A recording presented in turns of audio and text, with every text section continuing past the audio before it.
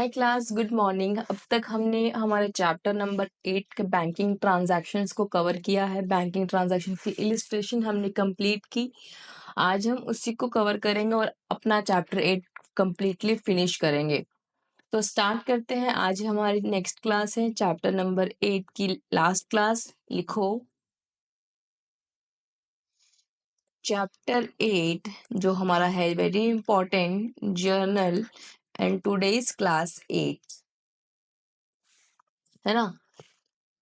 चलो, चैप्टर 8 की 8th class. चलो, हमने बैंकिंग ट्रांजैक्शंस तक कवर किया अच्छे से। आज उसी का ही नेक्स्ट पार्ट स्टार्ट करते हैं। लिखो मैंने आपको 9 पॉइंट्स लिखाए थे, उसी के आगे लिखो 10th पॉइंट, जिसका नाम है मिसलीनियस मिसलीनियस मिसलीनियस और सन्ड्री एक्सपेंसेस। छोटे मोटे खर्चे जैसे कि हमारे स्टेशनरी के हो गया है ना, कोई पोस्टेज का खर्चा हो गया। जो छोटे छोटे खर्चे होते हैं उन्हें हम बोलते हैं मिसलेनियस एक्सपेंसेस या सन्ड्री एक्सपेंसेस। छोटे छोटे एक्सपेंसेस लाइक एग्जाम्पल रिफ्रेशमेंट का खर्चा, रिफ्रेशमेंट एक्सपेंस, पोस्टेज का खर्चा, स्टेशनरी का खर्चा, कोई कन्वेयंस का खर्चा, है ना, एटसेट्रा। तो इन एक्सपेंसेस को हम बोलते हैं छोटे मोटे खर्चे यानी मिसलेनियस एक्सपेंसेस या सन्ड्री एक्सपेंसेस। तो इनके लिए हम जो एंट्री डालते हैं वो क्या डालते हैं? एक्सपेंस है तो लिखो सन्ड्री एक्सपेंसेस, सन्ड्री, इसको सन्ड्राई नहीं सन्ड्री बोलते हैं। सन्ड्री एक्सपेंसेस अकाउंट डेबिट पे कर दिया तो bank, otherwise to outstanding expenses, अगर पे नहीं किया है तो, है ना। इफ नॉट पेड और इफ पेड तो टू बैंक। ठीक है, यहां तक क्लियर? सन्ड्री एक्सपेंसेस को कैसे रिकॉर्ड करते हैं। चलो, आगे बढ़ने से पहले, कुछ एडजस्टमेंट्स और सीखने से पहले मैं आपको याद दिला दूं कि हमने रूल्स ऑफ डेबिट और क्रेडिट में 2 अप्रोचेस सीखी थी, है ना। ध्यान हो अगर आपको। तो अब तक हमने सभी एंट्रीज जो सीखी वो हमने किसका अप्लाई किया? वो हमने ट्रेडिशनल अप्रोच को फॉलो करते हुए सब एंट्रीज हमने सीखी। ट्रेडिशनल अप्रोच क्या बोलती है? ट्रेडिशनल अप्रोच ये बोलती है, जैसे हमने लास्ट क्लास में सीखा, कि सभी अकाउंट्स को हम 3 कैटेगरी में डिवाइड कर देते थे, है ना। कौन कौन से? Personal, real and nominal. Personal का rule, debit the receiver, credit the giver. Real का rule, debit what comes in, credit what goes out. And nominal का rule, debit all expenses and losses, credit all incomes and gains. अब थोड़ा सा हम सीखेंगे आज की क्लास में, जो हम क्वेश्चन सीखेंगे वो सीखेंगे मॉडर्न अप्रोच से। मॉडर्न अप्रोच क्या बोलती है? मॉडर्न अप्रोच ये बोलती है कि आप अपने अकाउंट्स को 5 कैटेगरी में डिवाइड कर लो। 5 कैटेगरी कौन सी? 1 2 3 4 और 5। 5 कैटेगरी कौन सी? एक हो गई आपकी एसेट्स अकाउंट्स को आप अलग कर लो, ठीक है। एक लाइबिलिटीज जो है उसको आप अलग कर लो। लाइबिलिटी ये तो हो गई हमारी एक्सटर्नल लाइबिलिटी। इंटरनल लाइबिलिटी को क्या बोलते हैं? कैपिटल को भी अलग कर लो। और दूसरा, रेवेन्यू रिलेटेड अकाउंट्स को अलग करो और एक्सपेंसेस रिलेटेड अकाउंट्स को अलग करो। ठीक है, आप बताओ।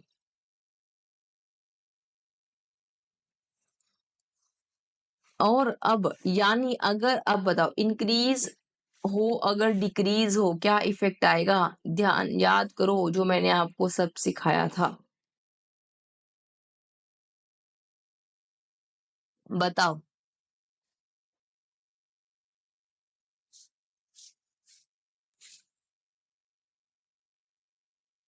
अगर एसेट्स में इंक्रीज हो तो क्या करते हैं, डेबिट।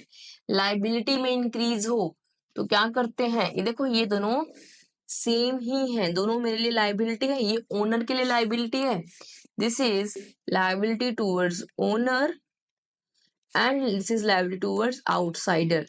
तो इन दोनों के लिए रूल बिल्कुल सेम है, क्यों, क्योंकि इनका नेचर क्या है, बिल्कुल सेम है, ये मुझे दोनों, ये मेरे दोनों ही मेरे लिए क्या है, पेबल्स। तो लाइबिलिटी इंक्रीज होगी तो क्रेडिट, कैपिटल इंक्रीज होगी तो क्रेडिट। रेवेन्यू बढ़ेंगे तो क्रेडिट और इनकम एंड गेन्स, कहीं ना कहीं यही रूल यहाँ लगता है, और एक्सपेंसेस बढ़ेंगे तो डेबिट। ठीक है, सेम वेज अगर डिक्रीज होता है, एसेट में डिक्रीज होगा तो क्या करते हैं, क्रेडिट। लायबिलिटी डिक्रीज होती है तो क्या करते हैं, डेबिट। और कैपिटल बढ़ती है तो, कैपिटल डिक्रीज होती है तो डेबिट। रेवेन्यू डिक्रीज होगा तो डेबिट, एक्सपेंसेस डिक्रीज होंगे तो क्रेडिट। ये रूल थे, ठीक है, आई होप आपको समझ आएंगे। चलो अब लिखो आगे, आगे करते हैं इस चैप्टर का नया पार्ट। हेडिंग डालो एडजस्टमेंट एंट्रीज। अभी कुछ और एडजस्टमेंट एंट्रीज हैं, कुछ ऐसे पॉइंट्स हैं जो आपको ध्यान रखने होते हैं। कौन से, सबसे पहले लिखो adjustment related to closing stock. अब ये क्लोजिंग स्टॉक क्या होता है, क्वेश्चन इज दिस कि ये क्लोजिंग स्टॉक क्या है। देखो मैंने बिजनेस शुरू किया, मैंने परचेजेस की, मैं इसको थोड़ा सा उठा के यहाँ शिफ्ट कर देती हूँ। मैंने परचेजेस की,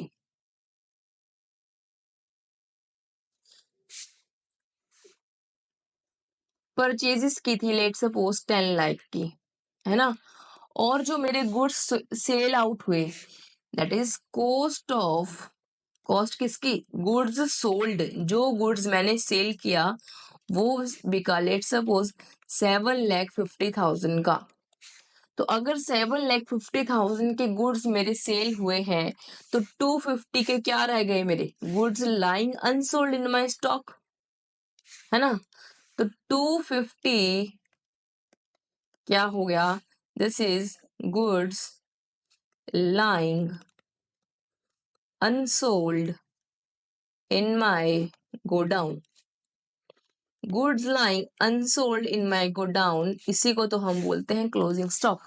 जो आपके अकाउंटिंग ईयर एंड पे 31 मार्च, ऑन 31 मार्च लेट सपोज 2024, जो 2024 31 मार्च मेरे पास जो गुड्स अनसोल्ड रह गया वो क्या होता है, मेरा क्लोजिंग स्टॉक। तो लिखो what is closing stock, goods, इसको मैं और थोड़ा सा यहाँ पर शिफ्ट कर देती हूँ, चलो लिखो goods lying, goods lying unsold in the godown at the end of the accounting year, at the end of the accounting year। मेरा अकाउंटिंग ईयर फाइनेंशियल ईयर है, कैलेंडर ईयर है, भले ही मैंने आपको वही भी बताया था ना, फाइनेंशियल ईयर कैलेंडर ईयर। तो जिसके जो भी मेरा अकाउंटिंग ईयर है उसके एंड में जो मेरे गुड्स अनसोल्ड रह गए at the end of the accounting year is known as, is known as closing stock, closing stock, या उसे हम, this is also known as, क्या बोलते हैं हम, closing inventory, inventory is the other name of stock। ठीक है, चलो अब मेरे पास में कुछ 750 के में से 10 लाख में से 250 का मेरे पास क्या रह गया, कुछ गुड्स अनसोल्ड रह गया, एक एसेट है, एसेट क्रिएट करना पड़ेगा। तो एंट्री क्या होगी, एंट्री होगी closing stock account debit, closing stock account debit to, to trading account. एक बार आप इसको लिख लो, इसको और डिटेल में आने वाली क्लासेस में पढ़ेंगे, ठीक है। चलो आगे, being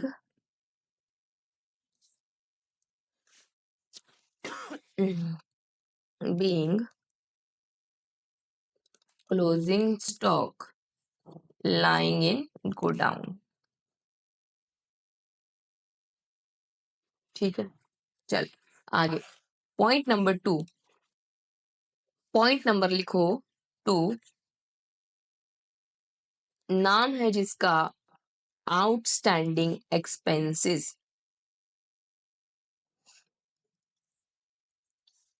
आउटस्टैंडिंग मतलब जो बच्चे स्टैंड कर रहे हैं, अभी भी मेरी बुक्स में स्टैंडिंग है, यानी जो खर्चे, वो एक्सपेंसेस जो पे नहीं हुए हैं, जो अभी तक स्टैंड कर रहे हैं मेरी बुक्स में, उसे हम बोलते हैं आउटस्टैंडिंग। एग्जाम्पल से समझेंगे इसको। एग्जाम्पल से अगर मैं आपको बताऊं,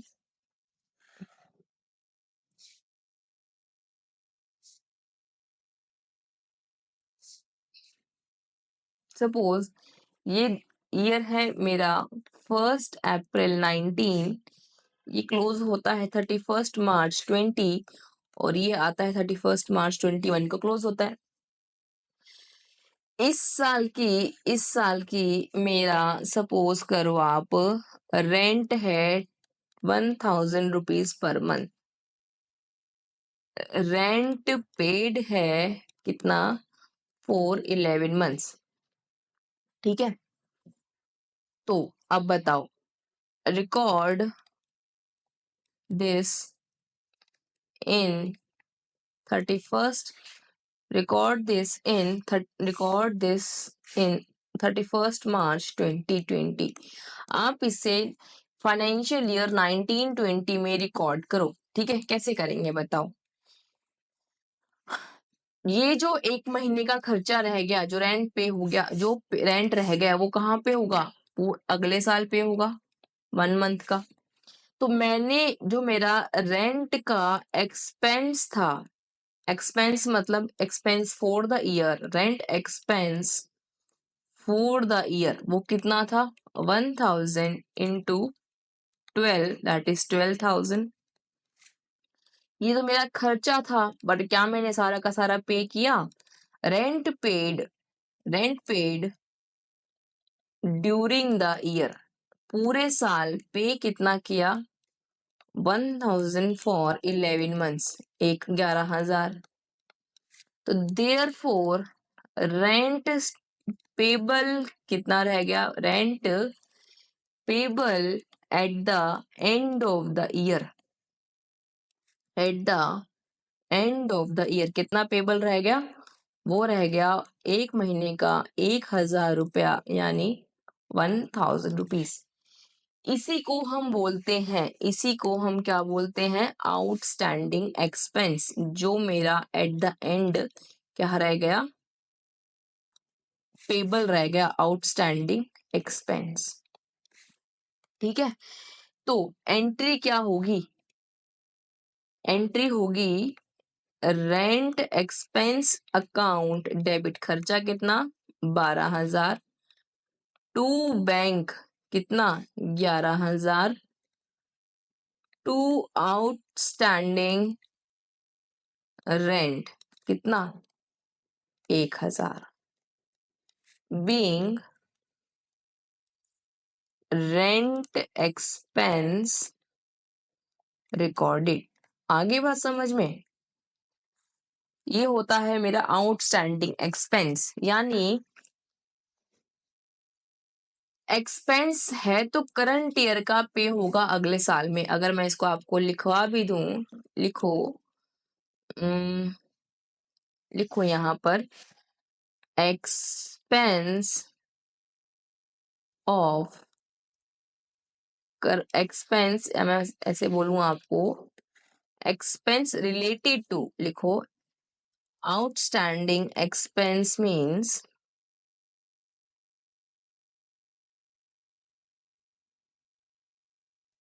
expense related to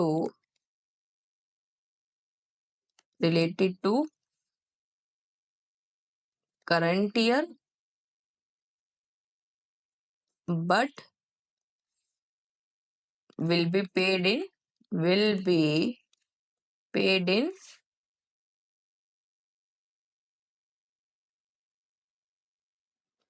next year. ठीक है, यहां तक समझ आ गया। तो आउटस्टैंडिंग एक्सपेंस का मतलब वो एक्सपेंस जो है तो इस साल का, लेकिन पे कब होगा, अगले साल में। ठीक है, यहां तक क्लियर। चलो अगली एडजस्टमेंट लिखो, point number 3। Point number 3 is prepaid expense, या हम इसे बोलते हैं अनएक्सपायर्ड एक्सपेंस। प्रीपेड एक्सपेंस और अनएक्सपायर्ड एक्सपेंस, एग्जाम्पल से समझेंगे। ठीक है, ये मेरे दो क्या हो गए, आप मेरे ईयर हो गए, अकाउंटिंग ईयर। 1 अप्रैल 19, 31 मार्च 20, और ये हो गया मेरा 31 मार्च 21। लेट सपोज मैंने क्या किया, रेंट ही समझ लो। रेंट मैं हर साल एज पर एग्रीमेंट मैं पे करती हूँ, सपोज यहाँ पर है ना 30 जून को, सॉरी 30 सितंबर को। Rent as per agreement rent is due, rent हम पे करते हैं। मैंने बोला कि रेंट पेड ऑन 30 सितंबर 19 फॉर 12 months। यानी रेंट कब से कब तक का पे हो गया, 30 सितंबर 19 से लेकर 30 सितंबर 20 तक का। और ये है अगर 1000 रुपीज पर मंथ, तो मैंने कितना पे कर दिया, 12,000। अब बताओ इसमें से ये जो 6 महीने हैं, ये वाले 6 महीने 9 10 11, 9 से स्टार्ट होंगे, 9 को खत्म है तो 10 11 12 1 2 3, 6 महीने यहाँ और 6 महीने यहाँ। मैंने ये वाले 12 महीनों की क्या कर दी, पेमेंट कर दी, इन 12 महीनों की। तो ये 6 जो महीने हो गए, ये वाले जो 6 महीने हैं, ये वाले 6 महीने, ये 6 महीने इस साल के लिए मेरे लिए क्या है, एज ऑन दिस डेट मेरे लिए क्या है, ये है प्रीपेड। तो मेरा इस साल का खर्चा कितना है, रेंट एक्सपेंस इस साल का कितना हुआ। अगर मैंने यहां से पे किया है, यहां से मान लो मैंने रेंट एग्रीमेंट यहीं से किया है, यहाँ पे मैंने रेंट पे बिल्डिंग ली है, तो 6 महीने का कितना हो गया, इस साल का एक्सपेंस तो कितना हुआ, 6,000 rupees. Rent expense account debit 6,000 रुपए। और ये वाले जो खर्चा मैंने अगले साल का पे किया है, वो मेरा क्या हो गया, प्रीपेड रेंट, या जो अभी मेरा एक्सपायर नहीं हुआ उसे मैं बोल सकती हूँ अनएक्सपायर्ड रेंट। उसे क्या बोल सकती हूँ, अनएक्सपायर्ड रेंट अकाउंट डेबिट 12,000। और ये मैंने क्या कर दिए, सॉरी ये कितना है, 6,000 टू बैंक कितना, 12,000। तो बीइंग रेंट पेड। ठीक है, तो ये हो गया हमारा प्रीपेड एक्सपेंस वाला पार्ट। चलो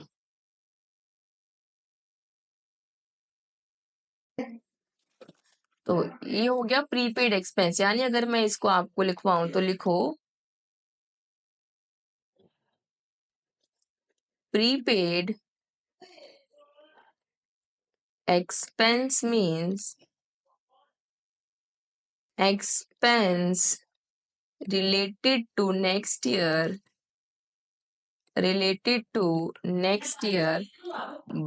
but paid in current year, जिसको हम क्या करते हैं, करंट ईयर में पे कर देते हैं। Prepaid expense means expense related to next year but paid in current year. ठीक है, तो अगले साल का था, हमने इस साल पे किया, तो ये नेक्स्ट ईयर का है, related to next year but paid in current year. तो क्या हो गया मेरा, प्रीपेड एक्सपेंस बोला जाएगा। चलो अब पॉइंट नंबर 3 लिखो, पॉइंट नंबर 3 हो गए हमारे। चलो point number 4। Point number 4 is accrued income or income earned but not received।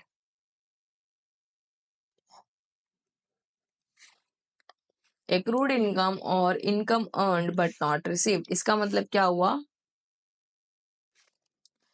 Example समझेंगे। ये एग्जाम्पल, ये ईयर है, let suppose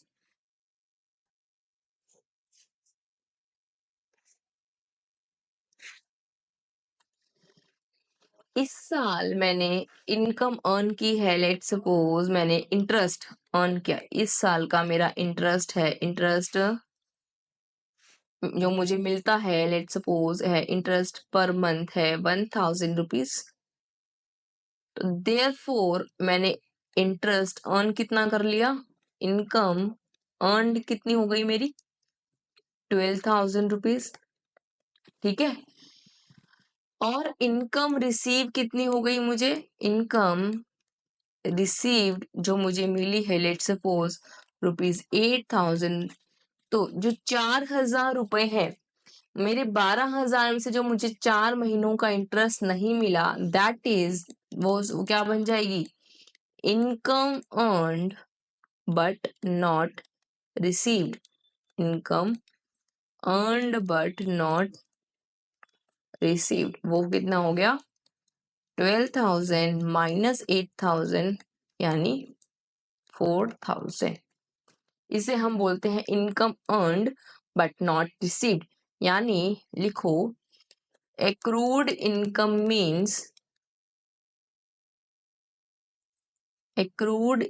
means income related to current year, income related to current year but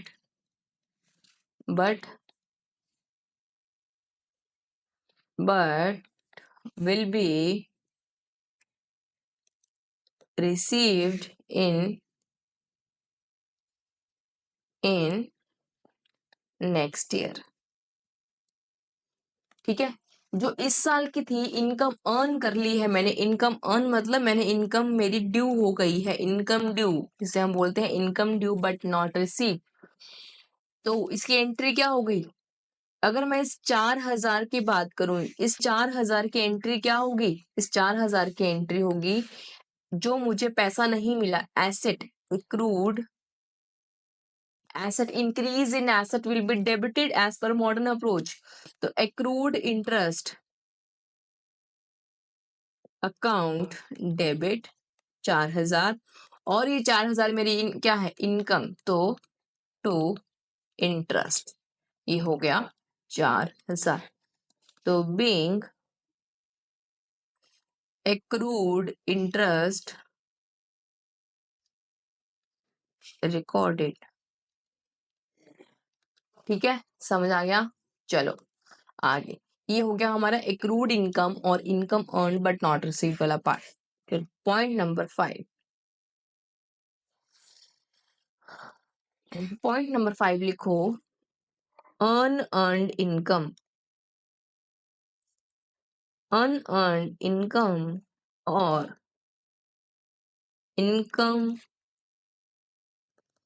received in advance. Unearned income और income received, कोई भी ऐसी income जो आपको पहले ही मिल जाए तो वो मेरी क्या हो जाती है, अनअर्न्ड हो गई। एग्जाम्पल समझेंगे, ये एग्जाम्पल लेते हैं, 2 साल हमारे हैं। ठीक है, इसमें क्या हुआ, मैंने अपनी, मान लो एज ऑन दिस डेट मैंने अपनी बिल्डिंग को रेंट पे दिया, रेंट पर मैंने दिया है, तो रेंट मेरी इनकम है ना। बिल्डिंग गिवन ऑन रेंट, कितने पे दी मैंने, suppose 1,000 rupees, 2,000 rupees per month पे मैंने रेंट पे दिया। ठीक है, यहाँ पर दिया, तो मुझे यानी मेरा जो रेंट है, रेंट इनकम, रेंट की जो इनकम है मेरी, rent income for the year वो कितनी हो जाएगी मेरी? इस साल की इनकम मेरी कितनी होगी? 2,000 रुपये एक महीने का, तो 12 महीने का 24,000 रुपए। लेकिन अब जिसको मैंने दिया, टेनेंट ने मुझे क्या किया, 18 मंथ्स का दे दिया रेंट, तो रेंट रिसीव्ड फॉर 18 मंथ्स। मैंने अगर 18 मंथ्स का रेंट रिसीव किया तो कितना रिसीव कर लिया? 36,000। तो 12 एज ऑन दिस डेट जो मैंने एक्स्ट्रा रिसीव किया वो मैंने अर्न थोड़ी ना किया है, जो 6 एक्स्ट्रा इस महीनों का भी मैंने क्या कर लिया, रिसीव कर लिया। तो दिस 6 मंथ्स का interest is my unearned, therefore unearned interest, ये मैंने ये मेरा सॉरी अनअर्न्ड रेंट, ये क्या है मेरा? अनअर्न्ड रेंट, या मैं बोलूं rent received in advance, rent received in advance, वो कितना हो गया? दिस इज फॉर 6 मंथ्स, तो 2,000 का 6 मंथ्स कितना हो गया? 12,000। ठीक है, एंट्री बोलो, एंट्री, एंट्री क्या होगी? मैंने रिसीव किया 36,000, अगर पहले मुझे इसे रिकॉर्ड करना हो तो एंट्री क्या होगी? Bank account debit 36,000 to rent 36,000। But out of this 36,000 मेरी इनकम कितनी है? सिर्फ और सिर्फ 24,000, 12,000 की तो इनकम है ही नहीं। तो पहले तो यहाँ नरेशन लिख देते हैं, बीइंग रेंट रिसीव्ड। और जो ये रेंट है ये क्या हो गया? ये इनकम में 36,000 की है नहीं, तो इसे मुझे क्या करना पड़ेगा? Debit. Decrease in income will be debited. तो कितने से डेबिट कर दूं? 12,000 से। और क्या बना दूं? Liability to unearned income, to unearned rent, या I can say rent received in advance. कितना हो गया? 12,000 रुपए। Being rent received in advance. Increase in liability will always be debited, तो ये लाइबिलिटी बना मेरा, इसलिए मैंने क्या किया, sorry, increase in liability will always be credited. Liability increase हुई तो मैंने क्या कर दिया, इसको क्रेडिट। इनकम मेरी कम हुई, डिक्रीज इन इनकम, रेंट जो था वो मेरा रिसीव हो, पर वो पूरी की पूरी इनकम नहीं, तो decrease in income will be debited. ये आपने एसेट रिसीव हुआ तो increase in asset will be debited as per modern approach. और ये मैंने अपनी इनकम रिकॉर्ड की थी, तो increase in income will be credited. ये आपके रूल्स मैंने आपको बता दिए।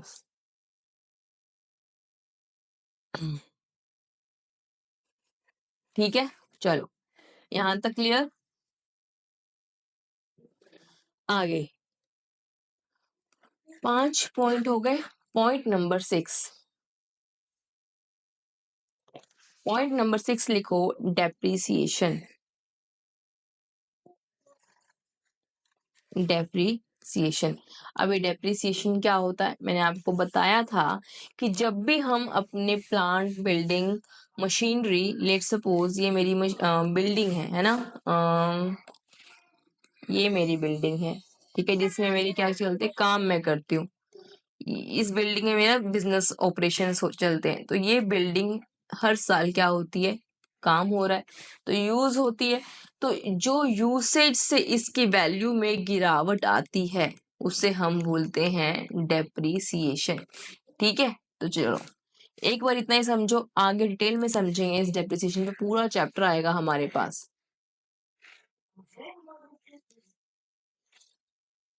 चलो लिखो,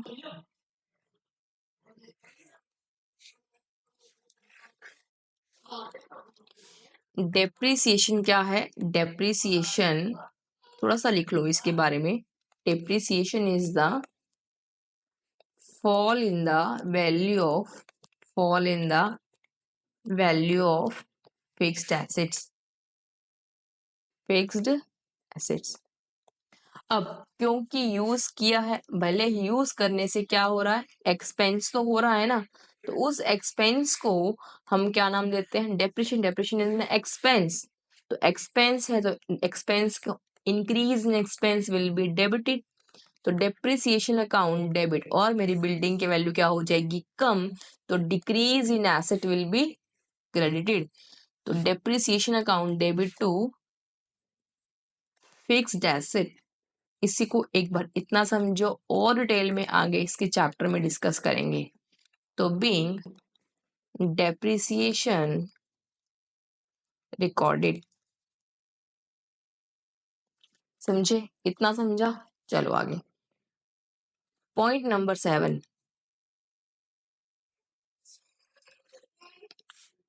पॉइंट नंबर 7 लिखो। Point number 7 is interest on capital.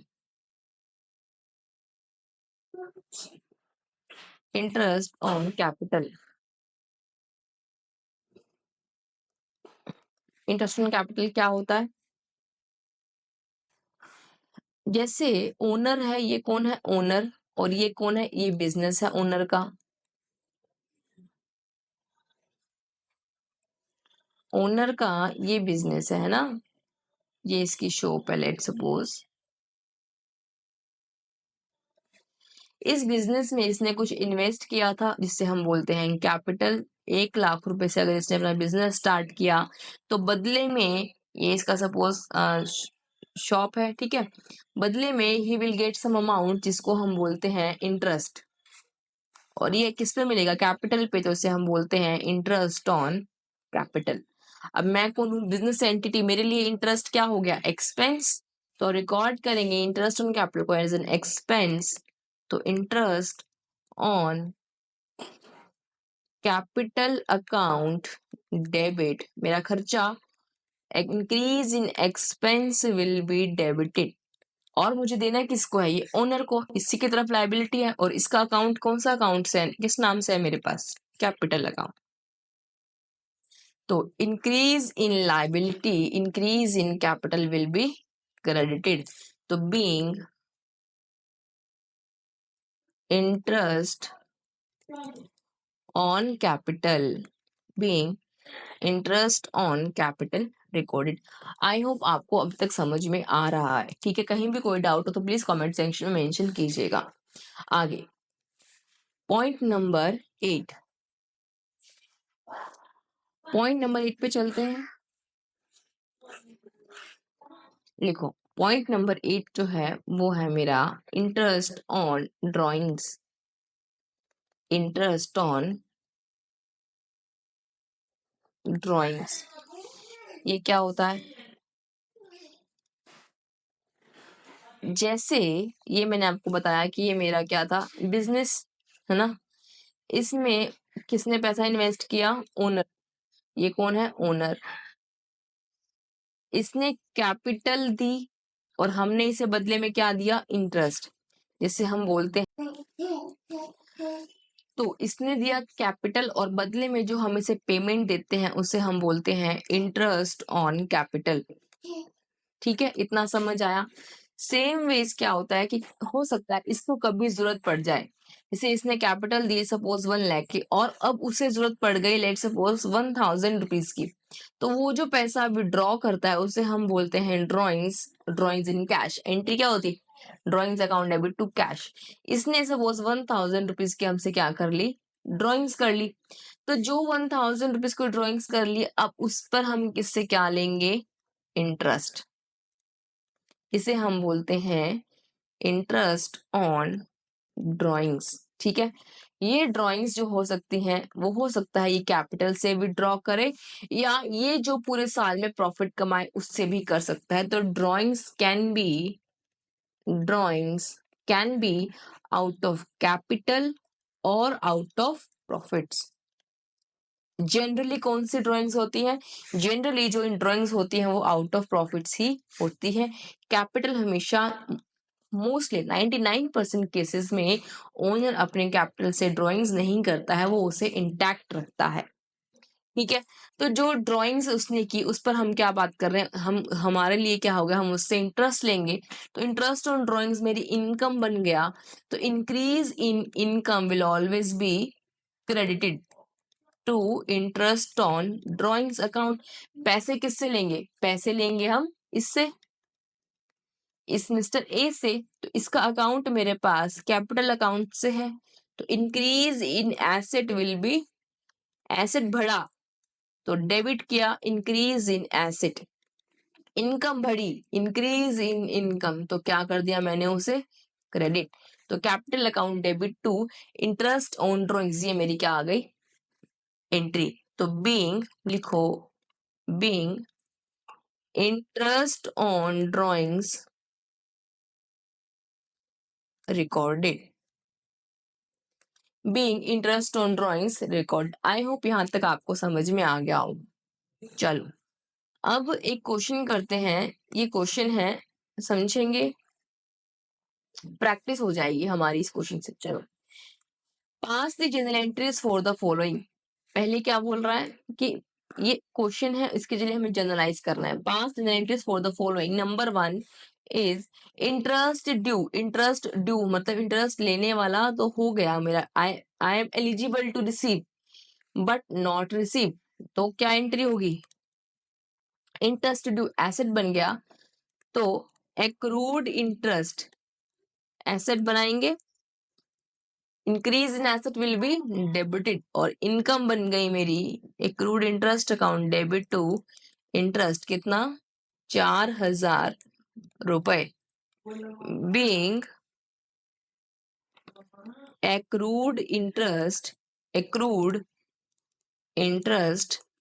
Recorded. I hope समझ आ गया होगा। फर्स्ट पॉइंट कि इंटरेस्ट ड्यू हो चुका है बट हमें मिला नहीं, तो नहीं मिला तो नेक्स्ट ईयर मिल जाएगा।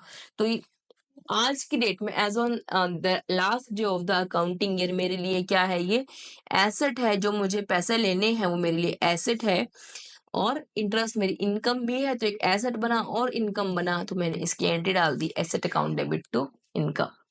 Salary is due to staff 25,000, बताओ, स्टाफ की सैलरी है जो ड्यू है, अभी तक नहीं दी, एक लाइबिलिटी बनी है और एक खर्चा भी है, तो लिखो सैलरी खर्चा है, तो increase in expense account will be debited, salary account debit 25,000 to outstanding salary, जो मेरे लिए क्या है, मेरी liability 25,000, increase in liability will be credited, increase in expense will be debited, तो लिखो बीइंग आउटस्टैंडिंग एक्सपेंस रिकॉर्डेड। ठीक है, चलो point number 3, out of the rent paid this year, हमने जो रेंट पे किया उसमें से 2,000 नेक्स्ट ईयर का रिलेट करता है। मैंने सपोज जब रेंट पे किया होगा तो एंट्री क्या कर दी होगी, जब रेंट पे किया होगा तो रेंट एक्सपेंस डाला होगा, तो एंट्री की होगी मैंने rent account debit to bank. Let suppose अगर मैंने 14,000 पे किया है, ये एक रैंडम फिगर है ना, एक समझाने के लिए। वो कह रहा है जो रेंट पे किया आपने उसमें से 2,000 अगले साल का है, जो 2,000 अगले साल का इसमें शामिल है, तो ये एक्सपेंस आपका इस साल का एक्सपेंस नहीं है, तो आपको क्या करना पड़ेगा, to rent decrease in expense will be debited, और नेक्स्ट ईयर का है तो मेरा एक एसेट निकल कर आया, जिसे हम बोलते हैं prepaid rent, prepaid rent account debit to rent 2,000।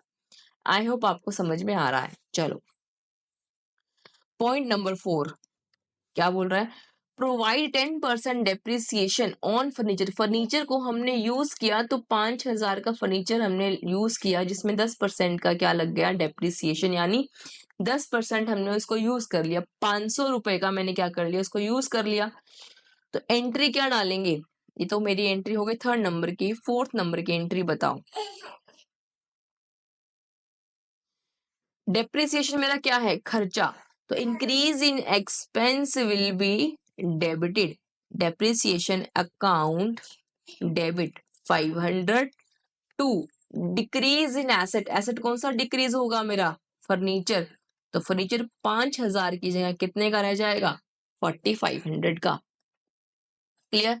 आगे point number 5, goods used in making furniture sales price 2000 और कॉस्ट रुपीज कितनी है 1500। मैंने क्या कर लिया, 2000 की सेल्स प्राइस का एक फर्नीचर था, वो मैंने अपने ही फर्नीचर बनाने में उसको क्या कर लिया, यूज कर लिया, तो फर्नीचर की वैल्यू बढ़ गई।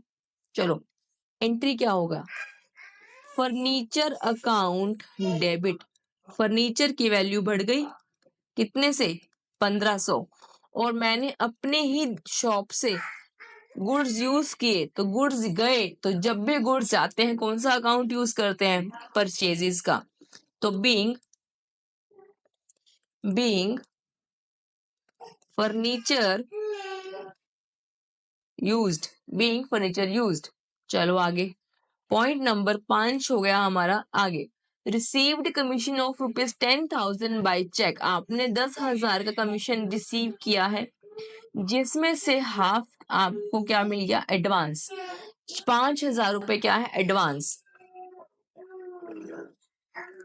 तो पॉइंट नंबर 6 लिखो, कमीशन मिला, कितना मिला 10,000, तो बैंक अकाउंट डेबिट 10,000। इनकम कितनी है मेरी, increase in income, bank account debit to commission income, जो मेरी इनकम है साल की वो है 5,000, बाकी का क्या है मेरी अनअर्न्ड कमीशन, वो मेरी क्या हो गई अनअर्न्ड इनकम, अनअर्न्ड कमीशन, वो हो गया मेरा 5,000 रुपए। ठीक है, तो being commission recorded,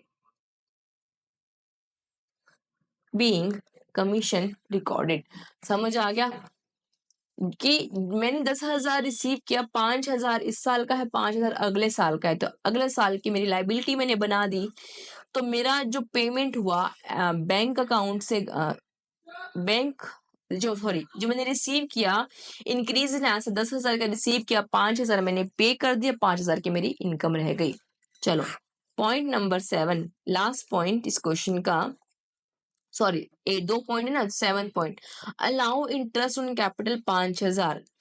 point number 6, interest on capital हमको क्या करना है, sorry point number 7, interest on capital मुझे पे करना है, मेरा खर्चा कितना 5,000, तो इंक्रीज इन एक्सपेंस देना किसको है, ओनर को, ओनर का अकाउंट कैपिटल अकाउंट, तो ये कितना हो गया 5,000, increase in liability will be credited being interest on capital recorded. अगला पॉइंट है 8th point, last point, charge interest on drawings 600, interest on drawings हमने क्या किया है, चार्ज किया है, तो 600 रुपए मेरी क्या हो गई income to interest on drawings, कितना 600, increase in income will be credited, और लेने किससे है मुझे, ओनर से, ओनर का अकाउंट कैपिटल अकाउंट, उससे हम बोलते हैं capital account debit 600 being interest on drawings recorded.